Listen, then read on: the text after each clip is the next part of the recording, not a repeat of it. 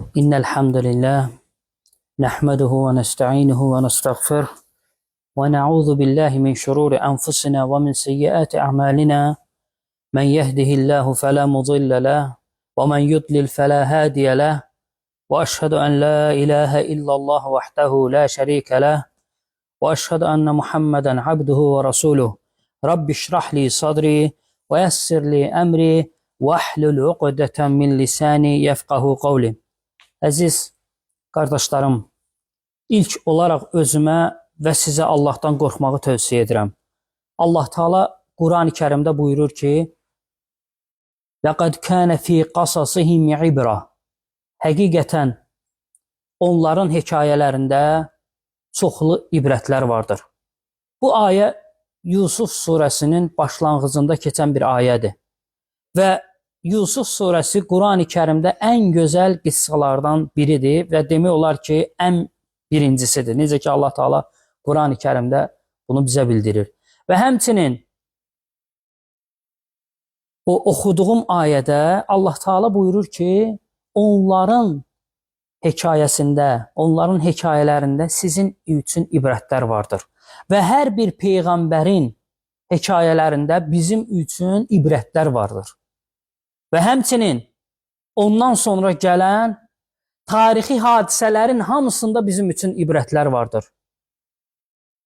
Bizdən qabaqçılar, biz baxmalıyıq, nədə xəta eləyiblərsə ondan çəkinməliyik. Hansı əməllərinin nəticəsi yaxşı olubsa, Quran və sünnəyə müvafiq olubsa, biz də o əməlləri eləməliyik. Bu günlərim mən sizə tarixdə baş vermiş böyük bir fitnə barədə danışmaq istəyirəm.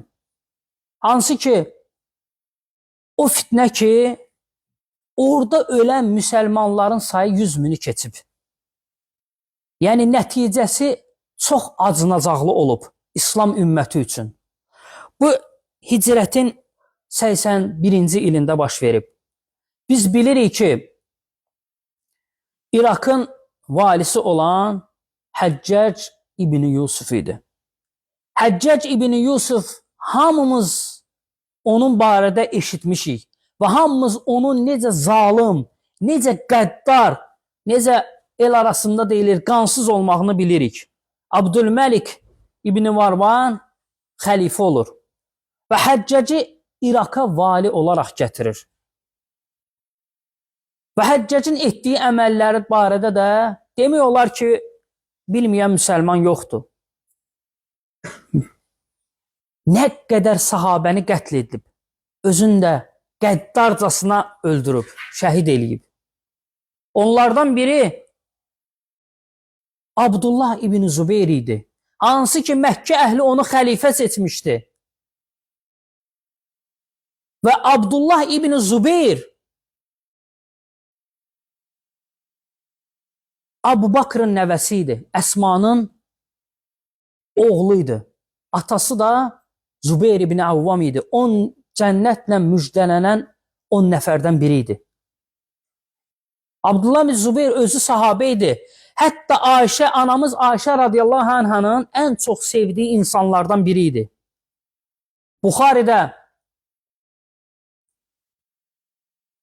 Buxari bab fəsil gətirir, Ayşə anamızın ən çox sevdiyi insan. Sonra şərhdə gətirir, hədisdə gətirir ki, Peyğəmbər sallallahu aleyhi və səlləm ən çox istədiyi adam idi. İkinci atası Abu Bakr idi, üçüncü də Abdullah idi. Hətta anamız bir gün Peyğəmbər sallallahu aleyhi və səlləmin yanına daxil olur və buyurur ki, mənim ətrafımda olan bütün qadınlar özlərinə kunya götürürlər. Mən kimin kunyasını götürüm? Peyğəmbər sallallahu aleyhi və səlləm ona buyurur ki, oğlun Abdullahın kunyasını götür. Yəni, oğlu dedikdə xala da ana sayılır, ikinci ana hesab olunur. Yəni, Abdullah Ayşə radiyallahu anh'a Peyğəmbər sallallahu aleyhi və səlləmin evində böyüyən iki şəxsdən biri olur. Ən çox evində böyüyən o olur. Ondan sonra da qardaşı Urva radiyallahu anhu rahiməhullah olur. O sahabə olmur, amma Abdullah ibn Zübeyr sahabə olur, İslamda doğulur. Və Abdullah ibn Zübeyrin ordusu demək olar ki, dağılır və Həccac onu öldürməyə gəlir.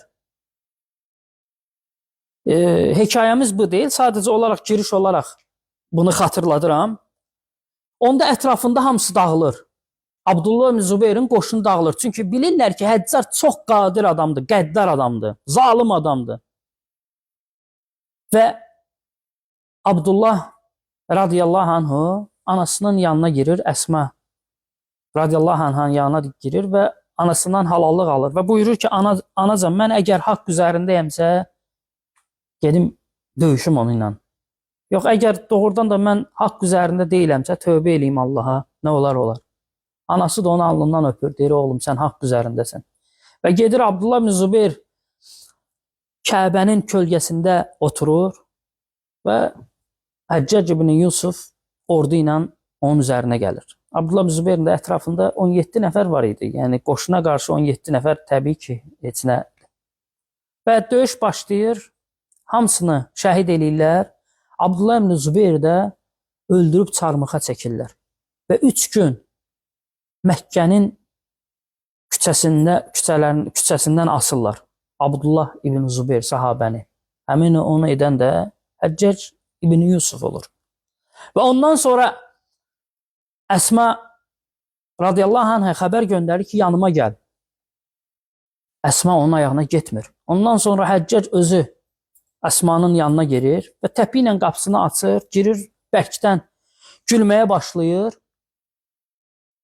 və deyir, ha, gördünmü Allahın düşmənini necə məhv elədim? Yəni anasına acıq verir.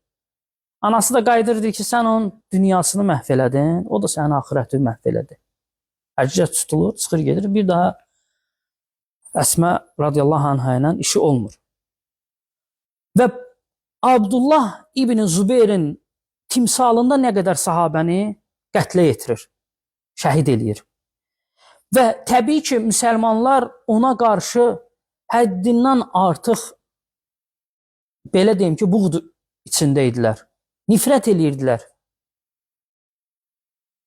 Çünki Həccac ibn Yusuf rəhim elə bir ki, insanda rəhimli yox idi. Ona qarşı çıxanı rəhm eləmədən qətlə yetirirdi. Və indi danışacağım qissa Hicrətin 81-ci ilində baş vermiş bir fəlakətdir. Həccac ibn Yusuf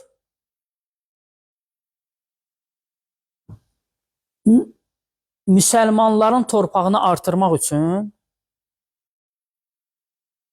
kafir torpaqlarının üzərinə qoşun göndərirdi.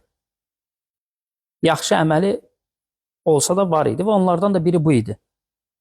Və qoşunun başçısı Həccacın xoşlamadığı güclü bir sərkərdə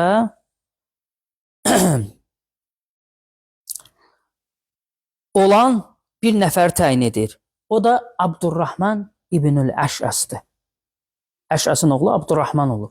Abdurrahman çox güclü sərkərdə olur və Həccac da ona nifrət eləyir. Təbii ki, o da Həccaca nifrət eləyirdi. Həccac onu qoşunun başçısı qoyur. Həccac onu qoşunun başçısı qoymağa da səbəbi olur ki, getsin döyüşdə, vəfat eləsin, bu ilə də məsələ bitsin. Və səbəb o olur. Yəni, qoşunun başçısı qoymağının o səbəbi onun ölməsini istəməyi olur. Və Abdurrahman ibn Əş'as da əsli Hinddən olur, çox güclü sərkərdə olur. Və daima bunlar arasında konflikt olur.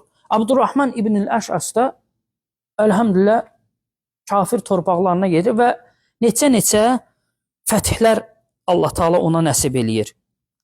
Hətta ona gəlib Həccacın bəzi sözlərini çatdırırlar ki, Həccac sənin barədə belə pis sözlər işlədir. Abdurrahman ibn Əş'as deyir ki, Allah Taala mənə ömür versə, mən onu sultanlığından, taxtından salacağam. Abdurrahman ibn Əş'as bu sözü onun arxasınca deyilir. Və demək olar ki, neçə yerləri fəth eləyirlər. Və fəthlər davam eləyir və Allah Taala müvafiq eləyir. Elə olur ki, fəthlər biri-birini əvəz eləyir. Və Abdurrahman ibn Əş'as döyüşü saxlayır. ətrafındakılara deyir ki, döyüşü bir il müddətində saxlayaq ki, aldığımız torpaqlarda sülh, əminamanlıq olsun. Yəni orada sülhü bərqərar eləyək, əminamanlıq. Sonra isə artıq yenə də fətihlərimizə davam eləyərik. Onun bu əməli Həccaci hissləndirir. Və Həccac ona məktub yazaraq buyurur ki, mən sənə əmr eləyirəm ki, döyüşü davam elə. Çünki Həccacın yaxşı niyyəti var idisə, pis niyyəti də Abdurrahman ibn el-Əşəsin nə olur? Ölməsini istəməsi olur. Ona görə də İbn el-Əşəsə bu məktubu yazır. Həmin anda İbn el-Əşəs Ratbilin üzərinə gedir və neçə-neçə onun torpağını nədir? Fəth eləmiş olur Ratbilin. Və Həccacın bu məktubu Abdurrahman ibn el-Əşəsə gəlib çatdıqda İbn el-Əşəs qəzəblənir. Qəzəblənir və öz yaxın adamları ilə məşvərət elədikdən sonra Abdurrahman ibn el-Əşəsin xütbə verən atası, xatib olan atası çıxır camaat qabağında müizə verir. Camaat qabağında nə deyir? Danışır. Və buyurur ki, bizim qələbə çalmağımız ancaq və ancaq Həccacın nüfuzunu artırır. Biz burada döyüşürük, qırılırıq, şəhid oluruq, torpaqlar alırıq. Bu kimin adına yazılır? Həccacın. Və buyurur ki, Həccac Allahın düşmənidir. Allah şahidim olsun ki, mən ona qarşı ilk çıxanlardanam və sizə də tövsiyə edirəm ki, ona qarşı çıxın. Fikir verin, xəlifə Abdülməlik İbn Marvan olur. Atası İbn el-Əşəs, atası Abdurrahmanın atası Əşəs. Burada xəlifəyə qarşı çıxmağı demir. Həccac zalim, vəli olan Həccaca qarşı çıxmağı deyir. Və cəmaat da oğluna Əşəs beyət elədikdən sonra cəmaat da Abdurrahmana beyət eləyir. Və Abdurrahmanın artıq əlinin altında kifayət qədər ordu var idi. Abdurrahman İbn el-Əşəs neynir? Ordunun üzünü kafirlərə tərəf tutduğu ordunu üzünü çevirərək əks istiqamətə getməyə başlayır. Həccac İbn Yusufun üzərinə. Və qəsəbələrdən keçdikcə, şəhərlərdən keçdikcə Abdurrahman İbn el-Əşəsin qoşunu getdikcə artmağa başlayır. Çünki cəmaat ona nifrət eləyirdi. Girirdilər qəsəbəyə, hara geysiz, Həccacın üzərinə cəmaat qoşulurdu. Ancaq bu kifayət eləmir. Abdurrahman İbn el-Əşəsə deyirlər ki, əgər qələbə çalmaq istəyirsənsə, elm əhlini və qariləri öz ətrafına yığ. Abdurrahman da elə eləyir. Fitnə olur. O qədər Həccaca qarşı nifrət olur ki, qarilər və o zamanda yaşayan nə qədər elm əhli Abdurrahmanın ordusuna qoşulur. Və Basraya girirlər. Və Basrada daha da ordusu güclənir. Hətta bəzi rəvayətlərdə gəlir ki, artıq ordusu 30.000 atlı, 120.000 piyadaya çatmışdı. Yəni 150.000. Elm əhli və qarilər ona qoşulduqdan sonra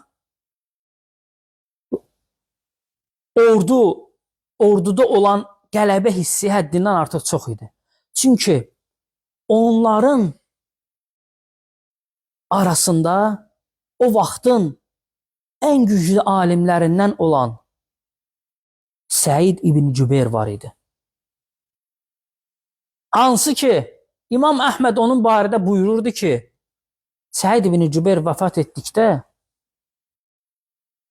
İslam ümmətində elə bir insan olmazdı ki, onun elminə möhtac olsun.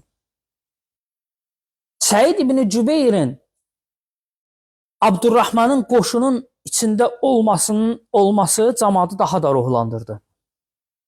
Və Həccac qoşun çıxardır. Güclü döyüşlər olur. Qarilər və elm əhlinin insanları həvəsləndirməsi ilə Abdurrahmanın qoşunu ardıcıl olaraq qələbə çalır. Ardıcıl olaraq qələbə çalmağa başlayır. Həccac uduzur. İlk anda məğlub olmağa başlayır. Artıq bunu görən cəmaat yığışaraq beyətini təzələyir. Deyir ki, təkcə Həccac yox, Abdülməlik İbn Marvan da istifa verməlidir, xəlifə. Və dayanmadan Həccacın qoşununa zərbələr indirərək, onu geri çəkərək torpaqlar alırdılar. Məğlub olduqlarını görən Abdülməlik İbn Marvan elçilər göndərir. İbn-ül Əşəslə görüşə. Abdurrahman İbn-ül Əşəslə görüşə elçilər göndərir. Elçilər gəlib deyirlər ki, ey Abdurrahman, sənin məqsədin Həccacı getməsi deyil, mən onu taxtından indirəm. Yəni, vəlilikdən azad eləyirəm. Həmçinin səni istədiyin yerə vəli təyin eləyirəm. Nə qədər ki, mən sağam, sən də hakimiyyətdə qalacaqsan. Qoşunu çək. İstəklərin hamısını yerinə yetirəm. Əslində, Abdurrahman İbn-ül Əşəs razılaşır.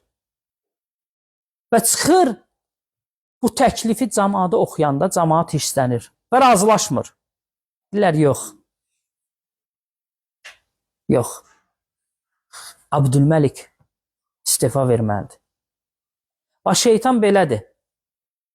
İnsanı ilk olaraq şirinləşdirir, sonra isə daha böyük şeylərə vadar eləyir. Ona görə əslində artıq onların istəyi yerinə yetmişdi.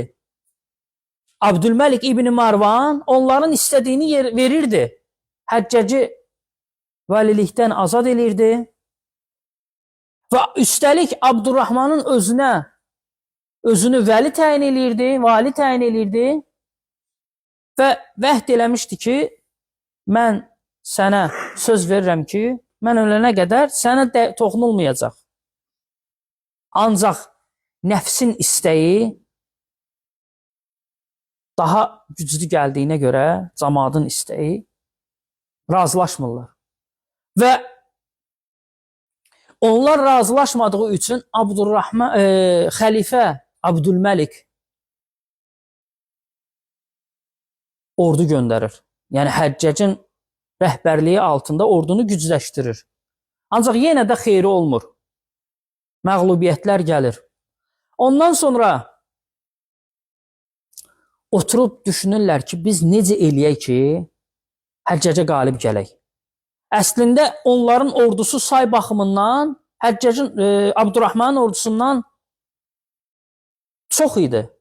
Sadəcə olaraq Abdurrahmanın ordusunda elm əhli və qarilər var idi ki, hansı ki, cəmaatı həvəsləndirirdilər. Onlar da onu bildikləri üçün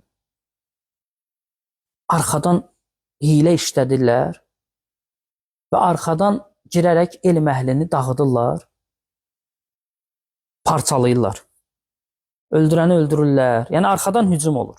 Və elm əhli arxada dayandığı üçün onları səhvlərini dağıdırlar. Ondan sonra orduda çaxnaşma düşür və məğlubiyyətlər başlayır Abdurrahman İbn Əşəsin ordusunda. Və elə olur ki, artıq Həccac özü də sərkərdə olur. Artıq Abdurrahmanın ordusu sürətlə məğlub olmağa başlayır. Və çoxu da təslim olur.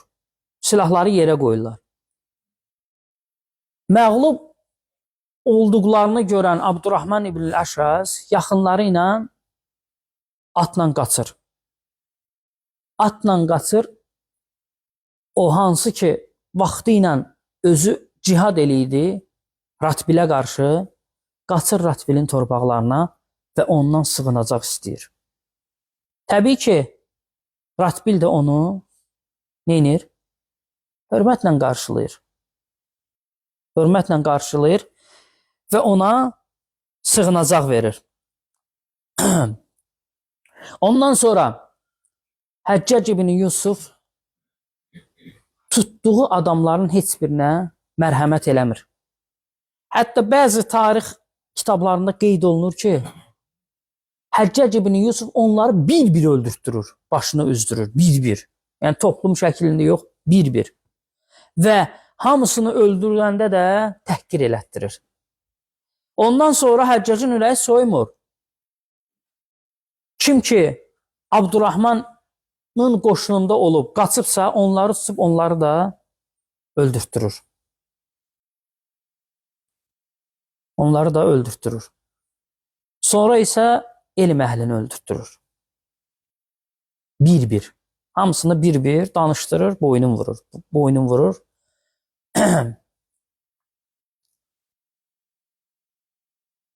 Sıra gəlir Abdurrahman ibn Əşrasa çatır. Həccac Ratbilə məktub yazır, elçi göndərir ki, əgər mən göndərdiyim elçilərlə Abdurrahmanı təhvil verməsən, vallahi üzərinə 1 milyon nəfərlik qoşunla hücum eləyəcəm. Onu mənə təhvil ver. Əlbəttə ki, Ratbildə də nə lazımdır? Götürərək Abdurrahman ibn Əşrası və onunla qaçan 30 nəfər yaxınını Həccacın səfirlərinə, adamlarına təhvil verir. Təhvil verir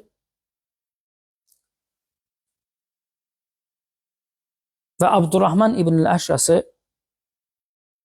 qolunu qandallayaraq yanında da bir nəfər gözətçi ilə ona qandallayırlar. İkisini belə gətirir. Və eləcə də adamlarını hündür bir dağın yanından keçdikdə Abdurrahman ibn Əşras bilir ki, Həccac onu elə bir ölümlə öldürəcək ki, Allah bilir. Və hündür bir qayanın üzərindən keçdikdə özü də qaçaraq, yanındakı da ona bağlı olduğu üçün özünü qayadan atır. Və onunla bağlı olan bir nəfər də düşərək o da vəfat edir. Təsəvvür eləyin, mücahidlərin başçısı, kafirlərə qarşı cihad aparan bir şəxsiyyət axırda özünə qəsd edir. Bu qədər fitnə olduqdan sonra. Rəvayətdə gəlir ki, Həccac tək-tək öldürdüyü adamların sayı 100 mini keçmişdi. 100 mini. Ona görə İslam tarixində ən böyük, ən fitnəli hadisələrdən biridir bu. Hansı ki, 100 mindən çox müsəlman heç nədən qırılır. Hələ bu döyüşdə ölənlər deyil, 100 min adamı, qoşundan qalan 100 min adamı belə öldürtdürür. Qoşundan təslim olan və yaxud da tutulanları öldürtdürür. Fitnəyə baxın. Və bu qaçanlar arasında da biri Səid ibn Cübeyr rahimehullah olur. Səid ibn Cübeyr İraqa qaçır, sonra oradan ayrı yerə gedir, sonra Məkkəyə gedir. Orada da Həccacın yaxını vali olduğu üçün gəlib ona deyirlər ki, gəl buradan da qaç. Deyir, yox, deyir, mən qaçmaqdan yorulmuşam, istəmirəm qaçmaq. Və təslim olur. Təslim olur və onu Həccəcin yanına aparırlar. Həccəcin yanına aparırlar. Əslində Həccac ən çox hörmət elədiyi şəxslərdən biri olur. Səid ibn Cübeyr. Əslində onun xətrini çox istəyirdi. Alim olaraq ona çox hörmət eləyirdi. Ancaq Səid ibn Cübeyr isə onu təbii ki, qəddarlığına görə, zalımlığına görə, ədalətsizliyinə görə onu xoşlamırdı. Səid ibn Cübeyri onun yanına gətirirlər və Həccac ibn Yusuf onunla söhbətə başlayır. Birinci təhqir olaraq söhbətə başlayır. Yəni bəzi məqamlar olur ki, onu təhqir eləyir. Səid ibn Cübeyr yəni ona necə lazımdırsa cavab qaytarır. Həccac ibn Yusuf sonra özünə uyğun cavablar alsın deyinə ona hiləli suallar verməyə başlayır. Buyurur ki, Muhammed sallallahu aleyhi və səlləm haqqında nə deyirsən? O da qayıdır deyir ki, Adəm övladının ən şərəflisi idi. Sonuncu peyğəmbər Rəsul idi. Əmanəti necə lazımdırsa yerinə yetirdi. Sonra isə Əbu Bakr haqqında soruşur. Buyurur ki, ilk xəlifə Əbu Bakr haqqında nə deyə bilərsən? Buyurur ki, Peyğəmbər sallallahu aleyhi və səlləmin ən yaxın dostu idi. Siddiq idi. Tərifə layiq şəkildə yaşadı. Xəlifəliyini də o cürə sürdürdü və Allah və Rasulunun onun buraxdığı yol üzərində vəfat elədi. Ondan sonra buyurur ki, bəs ikinci xəlifə Ömər haqqında nə deyirsən? Buyurur ki, Ömər radiyallahu anhu ləqəbi Faruq idi. Haqla batili ayıran insan idi. O da dostunun qoyduğu yolla getdi. Quran və sünnəyə tabi olanlardan idi. Quran və sünnə üzərində yaşadı. Quran və sünnə üzərində vəfat elədi. Hətta şəhid oldu. Buyurur ki, bəs üçüncü xəlifə Osman, Səid ibn Cübeyr buyurur ki, Osman ibn Affan Peyğəmbər sallallahu aleyhi və səlləmin 2 qızı ilə evlənmiş sahabədir. Ən həyalı sahabə idi. Mələklər ondan utanardı. Qoşunu özü tək hazırladı. Təbuk döyüşünə gedən qoşunu. Ruma quyusunu özü tək aldı. Hansı ki Peyğəmbər sallallahu aleyhi və səlləm nə buyurmuşdu? Qoşunu hazırlayana cənnət var. Ruma quyusunu alana cənnət var. Onun ikisini də Osman radiyallahu anh eləmişdi. Və zalim olaraq öldürüldü. Buyurur ki, bəs Əli radiyallahu anh haqqında nə deyirsən? Buyurur ki, Peyğəmbər sallallahu aleyhi və səlləmin sevimli qızı ilə evlənən sahabə idi. Onun sevimli əmisi oğlu İslamı ilk qəbul edən uşaq idi. Cənnətdə cavanların seyidi olan Həsən və Hüseynin atası idi. İslamda iz qoyub getmiş sahabələrdəndir. Ondan sonra buyurur ki, Əmavi xəlifələrinə qarşı rəğbətin necədir? Ən çox onlardan kimi istəyirsən? Bəzi rəvayətdə gəlir ki, bunu o 4 xəlifə haqqında soruşur. Ki, Həccac onu ilişdirmək üçün. O da onu dərk elədiyi üçün alimdir, Səid ibn Cübeyr. Buyurur ki, ən çox hansı Rəbbini razı salırsa, mənim üçün də ən sevimli olanı odur. Buyurur ki, ən çox Rəbbini salan kim idi? Kimdir? Buyurur ki, Rəbbini razı salan elmi məndə deyil. Gizlində olan, bizə gizlində olan, aşkarda olan Rəbbimizə məxsusdur. Bəs əsas məsələyə gəlir. Buyurur ki, mənim haqqımda nə düşünürsən? Həccac deyir. Deyir, sən özünü məndən daha yaxşı tanıyırsan. Deyir, yox, mən səndən eşitmək istəyirəm. Həccac deyir. Deyir, eşitdiyin şeylər səni razı salamayacaq. Buyurur, denən. Buyurur ki, sən Allaha asi olan, Allahın kitabına, Peyğəmbər sallallahu aleyhi və səlləmin sünnəsinə müxalif hərəkət edən birisən. Sənin etdiyin əməllər səni cəhənnəmə aparır. Həccac hirslənir. Əslində Həccac bəzi rəvayətlərdə gəlir ki, fikrindən keçirdi, ətrafına demişdi ki, onu bağışlamağı. Amma Həccac, yəni Səid ibn Cübeyr onun suallarına onu razı salan cavab versəydi. Amma Səid ibn Cübeyr özünü sındırmır. Haqq nəyə görürsə, elə ona da o cürə cavab verir. Buyurur ki, onda hirslənir Həccac, buyurur ki, onda səni öldürəcəyim. İstəyirsən səni bağışlayayım. Bir bağışlayan da əfv edən Allahdır, sən deyilsən. Həccac daha da hirslənir. Cəlladları çağırır.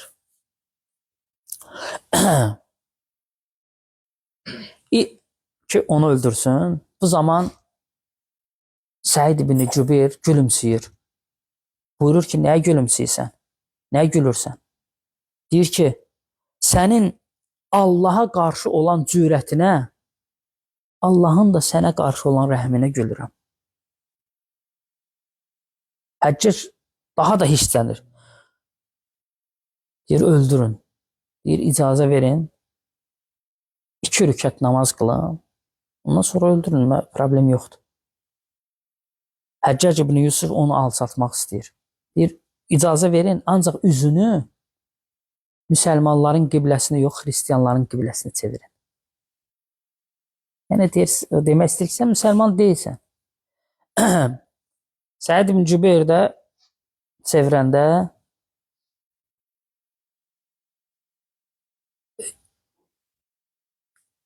deyir ki, ayəni oxuyur. Və əynəmə tüvəllu fəsəmmə vəçullah. Hansı tərəfə üzünüzü çevirsəz, Allah Taala o tərəfdədir.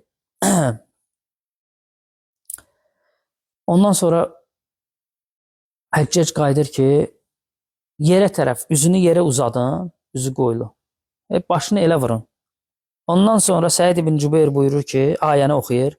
Minhə xələqnəkum və minhə fiyhə xələqnəkum və minhə nu'idukum və minhə nuxricukum taratan uxra. Buyurur ki, biz sizi torpaqdan yaratdıq və biz sizi ora qaytaracaq. Və siz təzədən oradan diriləcəksiniz. Ayəni oxuyur. Həccac ibn Yusuf hisslənir ki, sən hər şeyə qarşı belə ayə ilə cavab verəcəksən. Buyurur ki, bizim ancaq yaşamağımız Rəbbimizin buyurduğu tərzdədir. Və Həccac ibn Yusuf əmr eləyir, onu öldürürlər. Öldürən zaman Səid ibn Cübeyr dua eləyir. Deyir, Allahım, məndən sonra heç kəsi öldürməsinə ona müvafiq eləmə ki, öldürsün. Rəvayətdə gəlir ki, bəzi rəvayətlərdə gəlir ki, Həccac ibn Yusuf 15 gün, bəzi rəvayətlərdə gəlir ki, 10 gün bu hadisədən sonra vəfat eləyir. Heç kəsi öldürə bilmir. Və o cürə alimləri öldürür. Sonuncu da Səid ibn Cübeyr rahiməhullah olur. Allah onların hamısının günahlarını bağışlasın. Bəzi rəvayətlərdə gəlir ki, öldürülənlərin sayı təkcə belə, öldürülənlərin sayı 30 min olur. 130 min, üzr istəyirəm, 130 min təkcə döyüşdə yox. Yəni, döyüşdən sonra öldürülənlərin sayı 130 minə çatır. Yəni bu hekayədə həddindən artıq, bu qıssada həddindən artıq çoxlu ibrətlər var biz müsəlmanlar üçün. Vaxtımız da elə çox deyil. İnşallah bacardığım qədər bunlardan bəzisini deyəcəm. Çünki həqiqətən hər bir tarixi hadisələrdə bizim üçün ibrətlər var.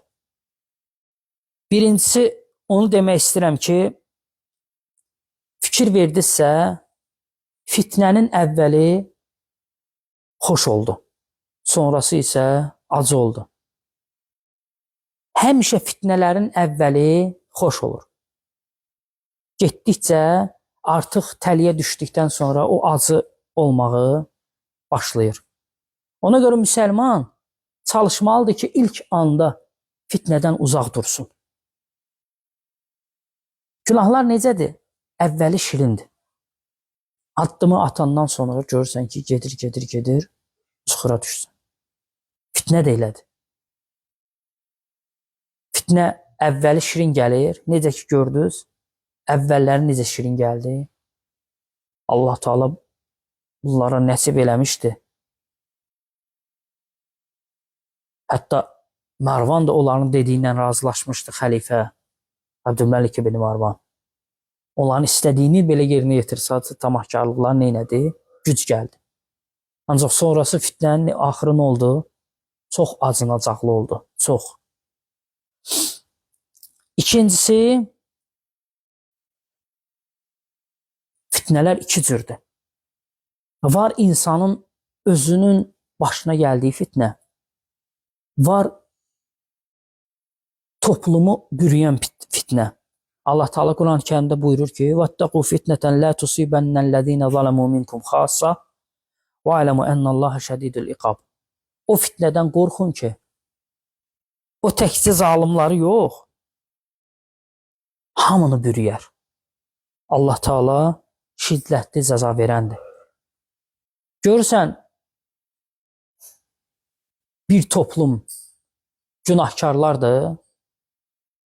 Allah Teala ora bəla göndərəndə hamıya şamil olunur. Ancaq hərəsi öz niyyətinə görə düzdür, qalxacaq, öz niyyətinə görə hesabını verəcək və öz əməli ilə də ölür. Ancaq ümumi fitnə gəldikdə görürsən ki, günahkarların, fitnəkarların ucbatından çox məsum insanlar da əziyyət çəkirlər. Məsum dedikdə biz onu nəzərdə tutmuruq ki, günahkar. Çünki hamı günahkardır. Sadəcə olaraq o fitnədən. Məsələn, hamımız şahidi olduq. Bəzi insanlara görə meçid bağlandı. Cəzasını kim çəkdi? Hamımız çəkdik. Eləcə də dünyada baş verən bir çox yerlərdə bir qism insan fitnə salır. Görürsən ki, orada yaşayan bütün müsəlmanlar o fitnəyə düçar olurlar. Ona görə fitnə çox qorxulu şeydir. Peyğəmbər sallallahu aleyhi və səlləm və ondan sonra gələnlər həmişə fitnədən Allaha sığınardılar. Allahumma inni a'udhu bika minel fiten ma zahara minha və ma batan. Bizə aydın olan fitnədən də, yəni açıq aşkarda olan fitnədən də, hətta açıq aşkar olmayan gizli fitnədən də Allaha sığınmaq lazımdır. Hər zaman bu duanı eləmək lazımdır. Hər zaman. Çünki insan görsən ki, özünün də hamının başına gəldi. Ya subhanallah, bu nə fitnə idi, mən düşdüm. Axı, mən heç bir təqsirim yoxdur. Ona görə hər zaman insan Allaha sığınmalıdır. Allaha sığınmalıdır. Üçüncü,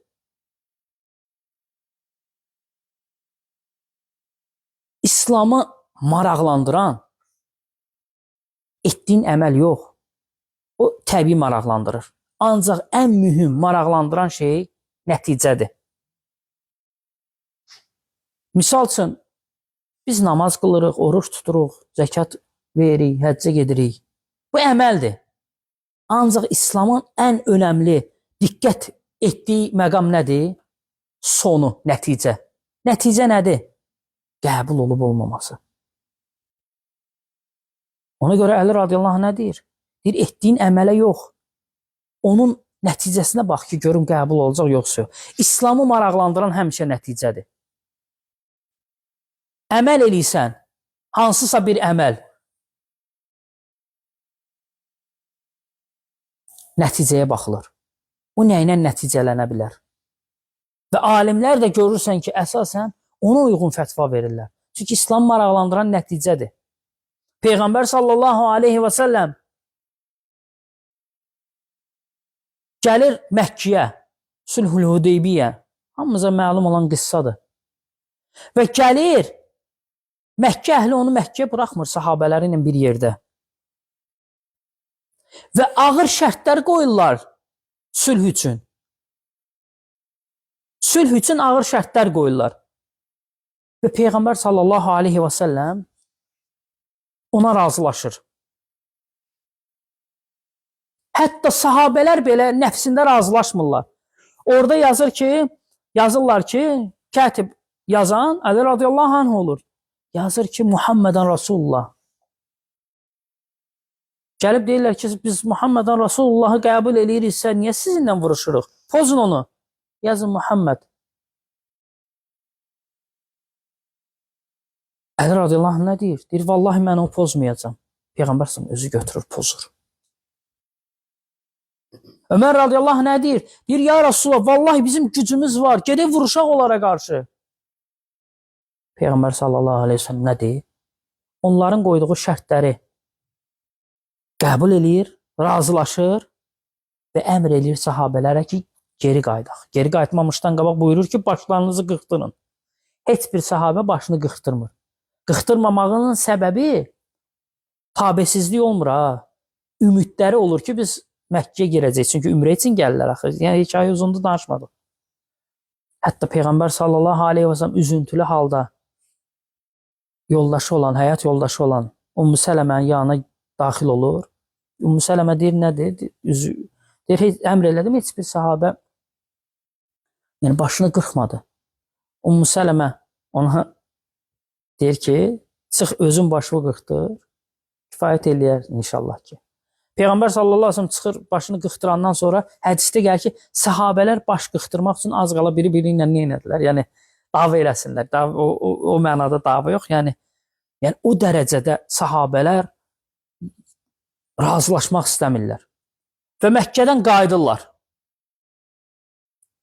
Məkkədən qaydanda sahabələr üzüntülü halda olurlar. Hamısı.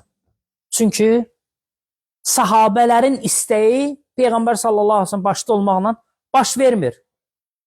Məkkəyə daxil ola bilmirlər, ümrə edə bilmirlər, ağır şərtlər qoyurlar, müsəlmanlar onlara razılaşır, heç biri yerinə yetirilmir, yəni bunlar müsəlmanların istədi. Ona görə üzüntülü olurlar. Qaydanda Allah Taala Peyğəmbər sallallahu aleyhi və səlləmə Fəth surəsini nazil eləyir. Və Fəth surəsinin 1-ci ayəsi də belə başlayır. İnnə fətəhnə ləkə fəthən mubinən. Biz sənə əzəmətli fəth verdik. Hanı fəth? Allah Taala bunu verir. Biz sənə əzəmətli fəth verdik. Peyğəmbər sallallahu aleyhi və səlləm nə edir? Mədiniyə qayıdır. Artıq Məkkə müşriklərlə arada sülh var. Peyğəmbər sallallahu aleyhi və səlləm rahat idi ki, artıq aramızda döyüş yoxdur. Və başlayır əmirliklərə, başlayır vəlilərə, başlayır dövlət başlarına məktub yazıb onları İslama çağırmağa. Və insanlar Allahın dininə dəstə-dəstə girməyə başlayırlar. Cəmi Sülhül Hüdeybiyyədən 2 il keçir. 2 il. Çox yox, 2 il. 2 ildən sonra Peyğəmbər sallallahu aleyhi və səlləm gedir, Məkkəni döyüşsüz fəth eləyir. O qədər sayları çox olur ki, o qədər gücləşirlər ki, gedirlər, Məkkəni döyüşsüz fəth eləyirlər. Onlar da alçalırlar, zəlil olurlar, təslim olurlar. Demək olar ki, İslama da girirlər. Nəticə, İslam maraqlandıran nəticədir. Cəmi 2 il sonra Allah Taala onlara daha böyüyünü nəsib eləyir. Çünki Peyğəmbər sallallahu aleyhi və səlləm orada nəfsi ilə hərəkət eləmədi. ağlı ilə hərəkət elədi. Ondan sonra 2 il sonra Allah Taala onlar İslam maraqlandıran bax budur. Biz də əməl eləyəndə nəticəni düşünməliyik. Ola bilər ki, elədiyin əməl sənə xoş gəlsin. Ancaq elədiyin əmələ bax ki, onun nəticəsi İslam üçün xeyirdir, yoxsa ziyandır. İslam maraqlandıran nəticədir. Nəticə nə olur? Müsəlmanlar bu fitnədə də nəticə nə olur? Kütləvi şəkildə müsəlmanların qırılması olur. Kütləvi şəkildə müsəlmanların öldürülməsi olur. Həccəcin daha da azğınlaşması olur. O hadisədən sonra Həccac daha da azğınlaşır, zülmünü daha da artırır, qəddarlığını daha da artırır. Düzdür, çox yaşamır, amma daha da qəddarlaşır.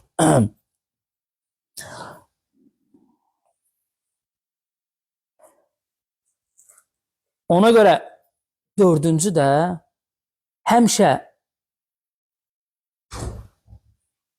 fitnə pis nəticələnirsə, həmişə zalimin zülmü daha da artır. Necə bayaq da qeyd elədik, başlıq altında qeyd edilir, zalimin zülmü daha da artır. Necə ki, Həccac və onun ətrafında olanların zülmü daha da artdı.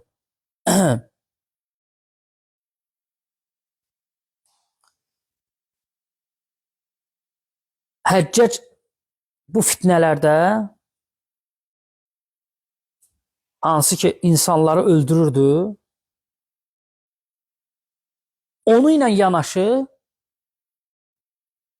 başlayır adi insanları da çağırıb özünə beyət eləməyə, beyət elətdirməyə. Əslində adi insanların beyət eləməyə ehtiyacı yoxdur. O əhlil hilli vəl əqda aiddir. Adi insanlara aid deyil. Amma Həccac qorxusundan adi insanları çağırır. Və çağırdıqda da onları alçaldır. Deyir ki, təsdiq elə ki, mən küfr edirəm və sənə beyət edirəm. Yəni demək istəyir ki, mən özün təsdiq elə ki, əgər sənə qarşı çıxsam, mən kafir oluram. Yaşlı bir kişini gətirirlər, 90-a yaxın yaşı olur. Və bəzi rəvayət 90-a da keçir. Həccac ibn Yusuf deyir ki, indi sən də denən ki, sənə qarşı çıxsam, küfr etmiş olacam, kafir olacam. Həmin o qoca qayıdır, deyir ki, zahid olur, deyir ki, mən 80 ildir Rəbbimə ibadət eləyirəm. İndi necə özümü küfrdə olduğumu iddia eləyə bilərəm?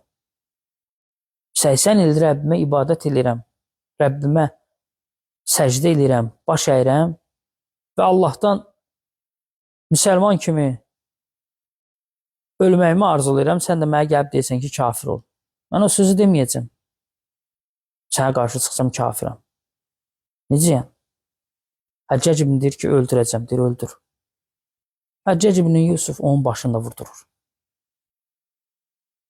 Və hamı onun ölümünə üzülür. Deyir, hətta rəvayətdə gəlir ki, deyir, İraqda, Şamda elə adam olmadı ki, onun ölümünə üzülməsin. Yəni, zalimin zülmü daha da artır. Həmçinin faydalarından da biri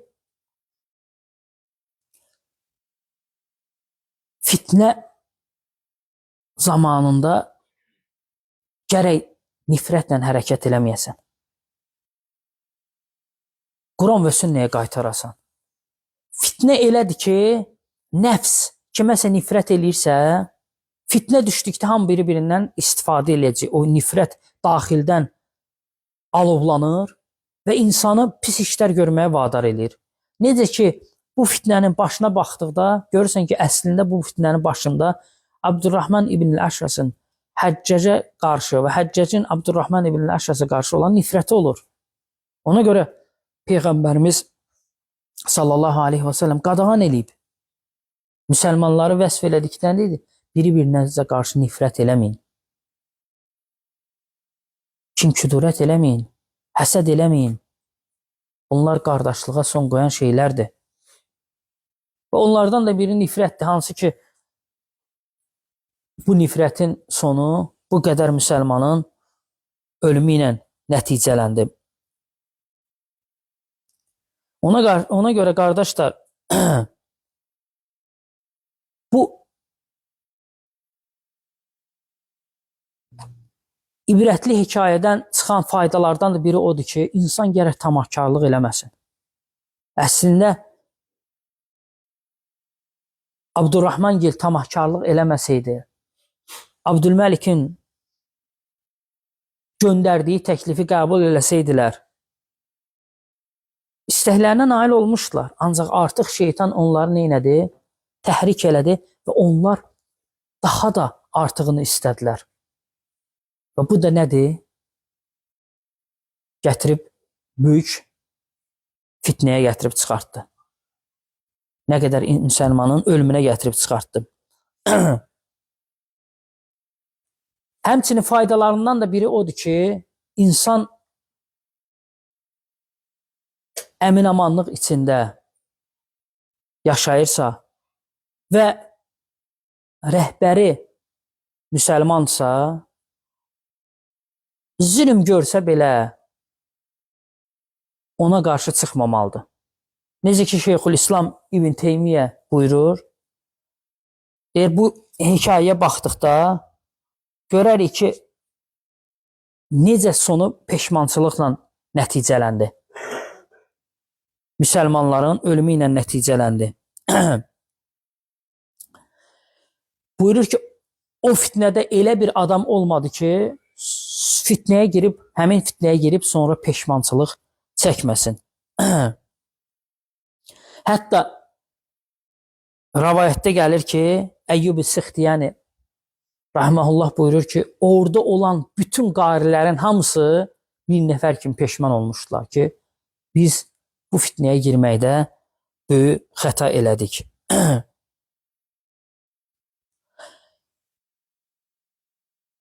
Şeyxülislam İbn Teymiyyənin vaxtına qədər hakimə qarşı çıxanları İbn Teymiyyə təhlil eləyərək buyurur ki, çox az halda, nadir halda hakimə qarşı çıxanlar nəsə uğur əldə eləyə biliblər. Hamısının demək olar ki, nəticəsi şər, fitnə, müsəlmanların nədir? Qətlidir. Ona görə bayaq dediyimiz kimi, İslamı maraqlandıran onun nəticəsidir. Müsəlman nəticəyə fikir verməlidir. Yəni, tək bu fitnədən söhbət getmir. Yəni, ümumiyyətlə müsəlman çalışmalıdır ki, hər bir fitnələrdən uzaq olsun.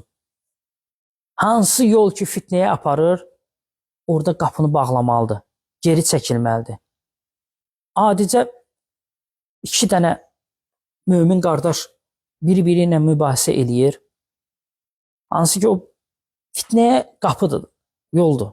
Nifrətə gətirib çıxardacaq, bəlkə biri-birini vurmağa gətirib çıxardacaq və böyük fəsadlar da ola bilər. Peyğəmbər sallallahu aleyhi ve sellem nə deyir? Deyir ki, mübahisə elədikdə haqlı olaraq, yəni bilir haqdır və çəkilərsə, mən onun cənnətdə ev olmasına zamin duraram. Yəni, sən bilirsən, haqsan, mübahisədən çəkinirsən ki, mübahisə olmasın. Qardaşınla mübahisə olmasın. Ona görə bu şeylərdən qaçmaq lazımdır. Müsəlmanların birliyi bizim üçün çox önəmlidir. Çünki birlikdə bərəkət var. Birlikdə məğfirət var. Allahın rəhməti müsəlmanların birliyindədir. Ancaq müsəlmanlar parçalananda bərəkət də qalxır. Böyük fitnə fəsadlar da olur. Və vaxtınızı çoxaldım.